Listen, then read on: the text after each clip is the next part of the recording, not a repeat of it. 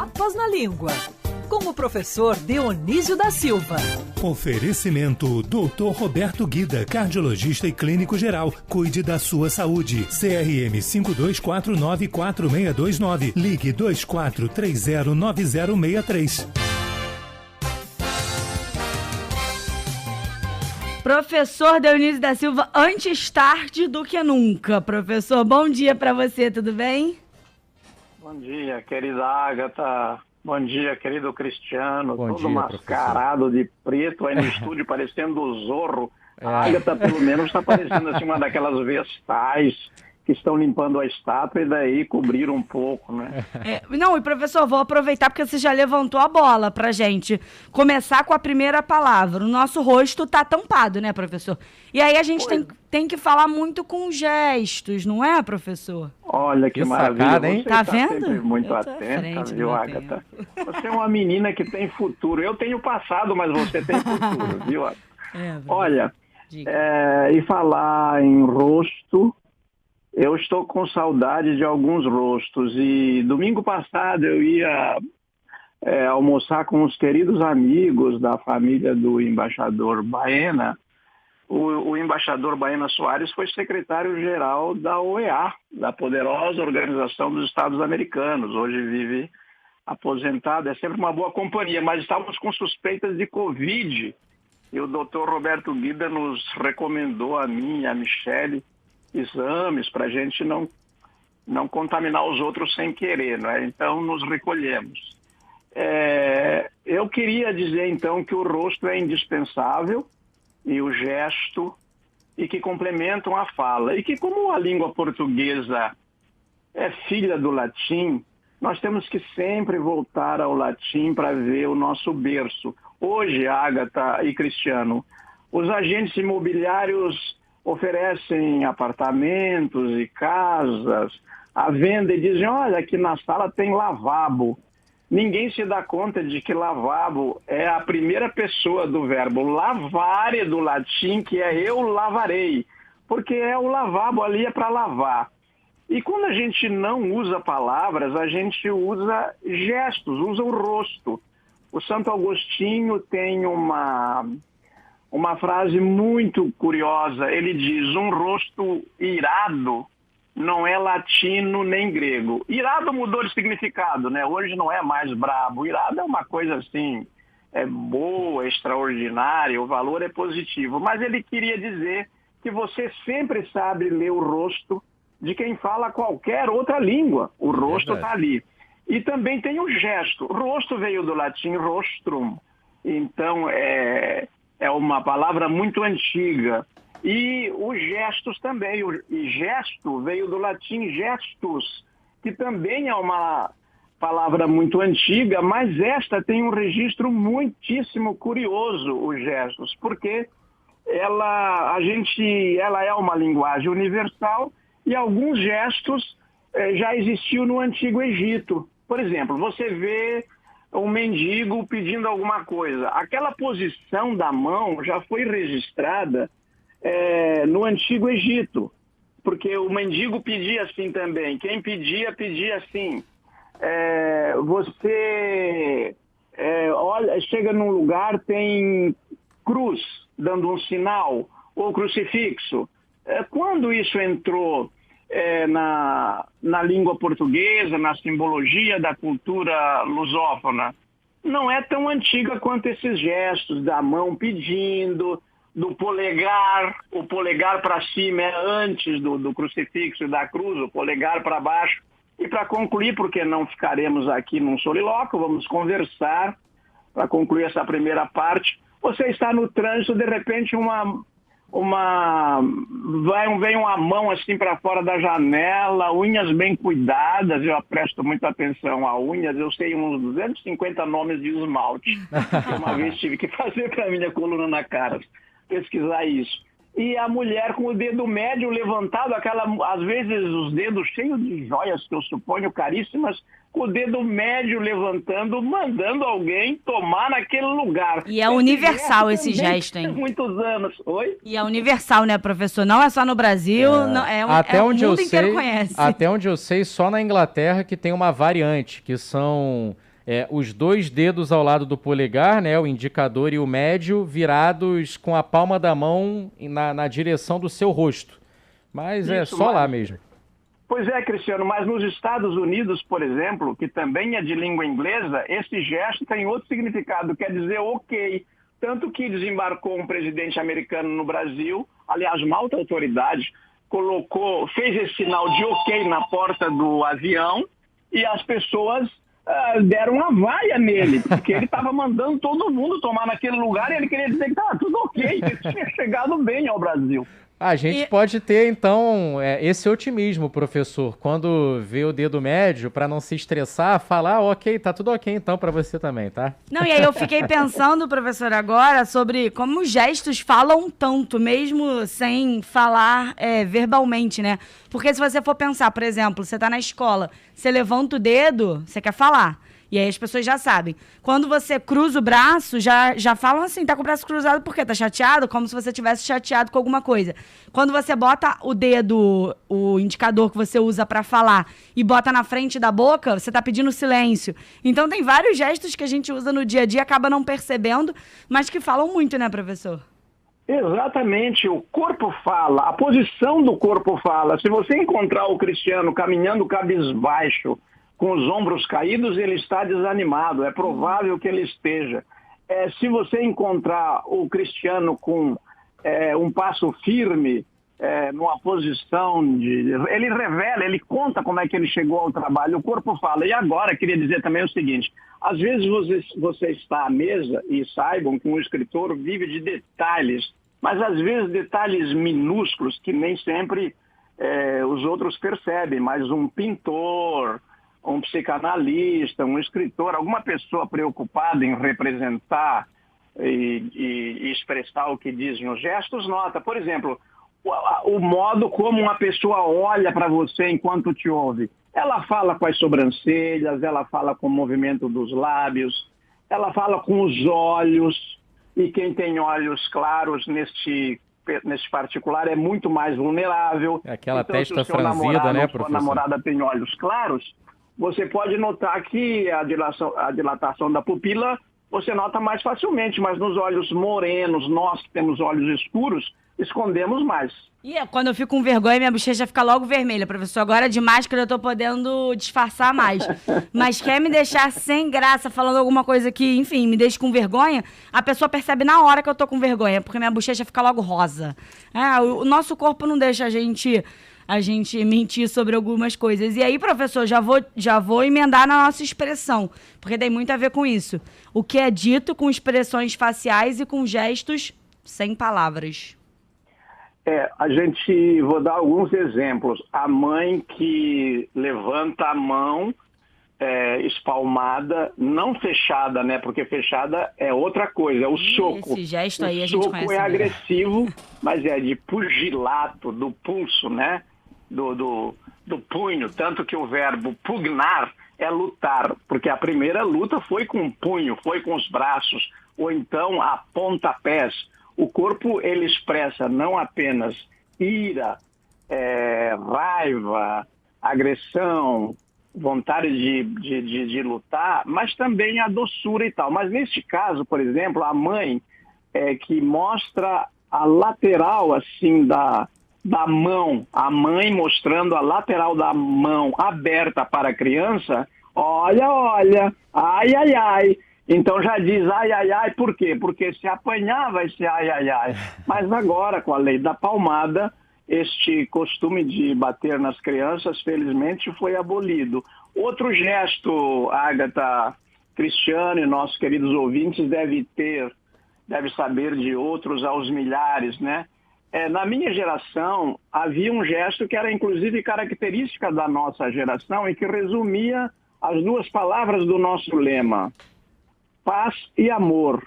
com os dois dedos levantados, o indicador e o dedo médio, não é? Abertos, paz e amor. E quando eu era mais nova, a gente tirava foto, ainda tiro assim.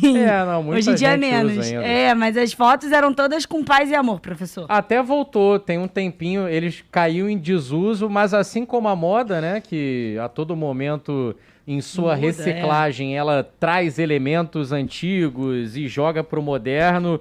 O gestual também passa muito por isso. Esses dois dedinhos, eles ficaram um pouquinho away quando veio aquele hang loose, né? Que é o polegar mas esse é antes dos dois e o dedinhos, dedinho. Né, Pinho? O hang loose professor, antes do Paz e Amor? Eu não sei dizer o que chegou primeiro, porque nesses casos elas irromperam em regiões diferentes, né, Cristiano? Então a gente teria que pesquisar onde é que surgiu uma, onde é que surgiu a outra. O Paz e Amor é inglês, não é? Este sinal, porque a geração dos Beatles é a geração que enfrentou a guerra do Vietnã e que, veja, nos Estados Unidos perderem de repente 30 mil jovens lá nos banhados do Vietnã, invadindo o país do outro, não é? Então a geração que ficou em casa viu morrer o vizinho, o seu colega. O fulano não vinha na rádio hoje, ele estava no Vietnã, chegou, foi o corpo dele. Então essa turma consolidou o Paz e Amor, que vinha de 2 guerras mundiais, né? Não nos esquecemos que o século XX foi o século que nos deu 2 guerras mundiais, não é? 2 guerras mundiais, mais a Revolução Russa de 1917, a guerra de 1914 a 18 e a guerra de 1939 a 1945, sem contar a Guerra Fria, que foi a mais quente das guerras, né? Estava todo mundo envolvido e tinha que tomar partido entre a União Soviética ou Estados Unidos, os 2 grandes líderes. Mas então, veja você, esses gestos de paz e amor nasceram da juventude, que hoje eu acho uma juventude muito pacata, muito bundona, sentada assim, escrevendo no celular, e às vezes escrevendo besterol, compondo letras assim, meio sem pé nem cabeça. São raras as músicas de qualidade, mas deixa pra lá. Eu queria levantar por último, que não temos muito tempo, a questão dos sinônimos de rosto e de face. Pode? Dá tempo? Claro, professor, vai fundo. Olha, eu li um livro, é um livro raro, chamado Bible Polyglot, Bíblia Poliglota, e é de um abade francês chamado Vigouroux, e ele escreveu em latim, Egypti regem adorantes, os egípcios, né, adorando o rei, em que a suprema autoridade, no caso o faraó, ou então os outros que tinham outros títulos, sátrapas, não é? Reis e tal. Então eles eram adorados. Imagina se esse costume ficasse, você é obrigado a adorar uma autoridade, não pode nem criticá-la, é para adorar. Então a gente diz assim, quais são esses sinônimos de rosto? O grego chamava rosto de cara, veio para o português também. O latim chama mais de facies, e deu face em português. Mas nós, os falantes do português, usamos esses sinônimos e que, se tirados dali, ditos em outro contexto, não tem sentido. Eu não posso dizer assim, olha, ficou muito legal esse tratamento que você fez na pele dos seus cornos. Você não vai dizer isso. Agora, num momento de briga, você diz, eu vou te encher os cornos, eu vou te dar uns tapas nos cornos. Daí você diz, a fisionomia do sujeito, o semblante, a aparência, me lembra fulano. Mas daí você não vai dizer que os cornos lembram aquilo, não é? Soa meio grosseiro, palavra, né? Ou então assim, faz tempo que você não dá as caras por aqui. Tudo isso está no coloquial. Mas você jamais diria, tipo assim, um funcionário chega e diz assim, olha, o senhor, por favor, vire os cornos para cá para fazer a foto de perfil, não é? Você deu as custas por aqui, então são sinônimos que você usa de acordo com a ocasião. Quem decide? Quem decide é o falante. E para concluir essa minha intervenção, sempre à disposição da continuação de vocês, eu queria dizer o seguinte, olha, quando nós vivemos um momento de muito ódio nas redes sociais, e boa parte desse ódio é pelo fato de as pessoas desconhecerem a língua portuguesa, usarem palavras inadequadas, às vezes inclusive insultos, e nem sempre por querer. É claro que tem aqueles que celebram a morte dos outros. Essas são pessoas cujo convívio eu quero sempre evitar, não é? Já desde a antiga Roma se diz, de mortuis nisi bonum.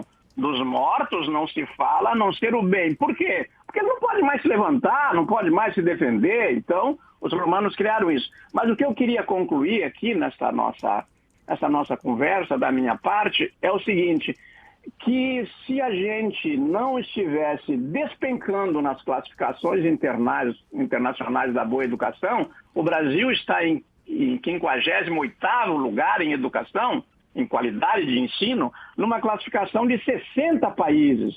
Então, de nada adianta ou de pouco adianta você ficar entre os 20, como os nossos ministros de economia se gabam, estamos no G20, estamos no G5, se a gente não resolver esse problema, porque nós nos expressaremos de forma inadequada no que dizemos e no modo como dizemos.